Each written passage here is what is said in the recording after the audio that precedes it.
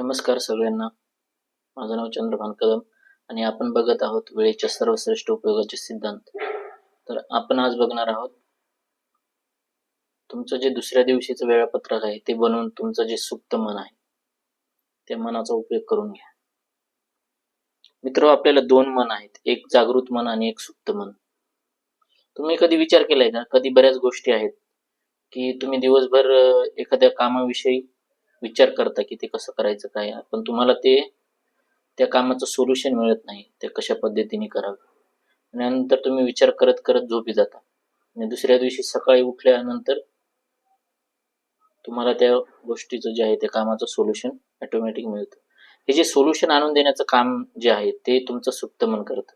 काय होतं की आपलं जेव्हा जागृत मन असतं, आपण जागृत असतो त्यावेळेस काय करतो, त्याच्यावर विचार करतो आणि ते विचार करत करत त्याच्यावर सोल्युशन नाही मिळत त्यावेळेस झोपतो. मग ते बॅक एंडला जे आहे ते तुमचं सुप्त मन काम करत असतं आणि तुम्ही तर झोपलेले असता, तुमचं जागृत मन झोपलेलं असतं, पण ते जे तुमचं सुप्त मन आहे ते त्याच्यावर काम करतं आणि तुम्हाला ते ऑटोमॅटिक सकाळी उठल्यानंतर लगेच त्याचं सोल्युशन मिळतं. तर तसंच आहे. तर हे कसं होतं, तर ज्यावेळेस तुम्ही नियोजन करता, म्हणजे दुसऱ्या दिवशी ज्यावेळेस नियोजन करता, तर त्यात कुठेतरी बॅकएंडला त्या माइंडला त्या गोष्टी कळतात.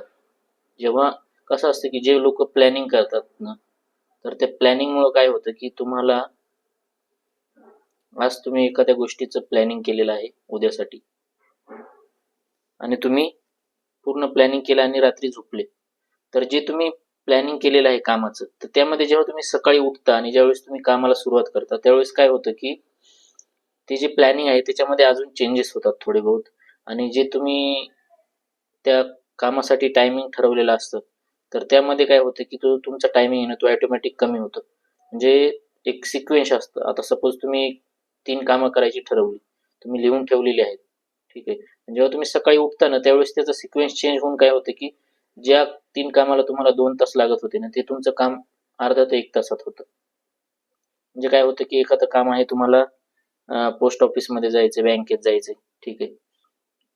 तर काय करता, पोस्ट ऑफिसमध्ये तुम्हाला आधार कार्डसाठी जायचे सपोज, तर तुम्ही काय करता की सकाळी जाता जाता तिथून तुमचा नंबर जे आहे ते टोकन घेऊन काय करता, पुढे जाता, बँकेत काम करता आणि ते परत तुम्ही येऊन तिथे कामाला, म्हणजे काय होतं की तुमचा वेळ वाचतो आणि इकडे तुमचा नंबर पण लवकर लागतो. ते काम करून तुम्ही दुसरं काम करता आणि दुसरं अजून काही तिसरं काम असेल तर ते तुम्ही करता. म्हणजे काय होतं की हे तुमचं माइंड काय होतं, तुम्ही ज्यावेळेस पहिल्या दिवशी लिहिता जे टास्क आहेत, म्हणजे त्या थोडक्यात काय करता की तुम्ही उद्याचं नियोजन करता की मला उद्या दिवसभरात ह्या गोष्टी करायच्यात.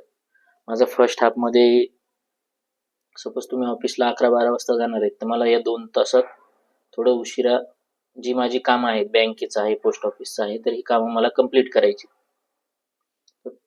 ते कंप्लीट करण्यामागे तुम्ही ज्यावेळेस आदल्या दिवशी लिहून ठेवता त्या गोष्टी, त्यामुळे ते कुठेतरी तुमच्या माइंडमध्ये गेलेलं आहे, सुप्त मनाला त्या गोष्टी कुठेतरी कळलेल्या आहेत आणि ते बॅकएंडला कुठेतरी काम चालू आहे आणि त्यानंतर मग त्याच्यावर काम असतं. पण सकाळी तुमच्या बऱ्याच वेळा की ते टास्क मागे पुढे होतात, काहीतरी गोष्टी चेंज होतात आणि ऍडिशनल 1-2 कामं पण त्यात होतात.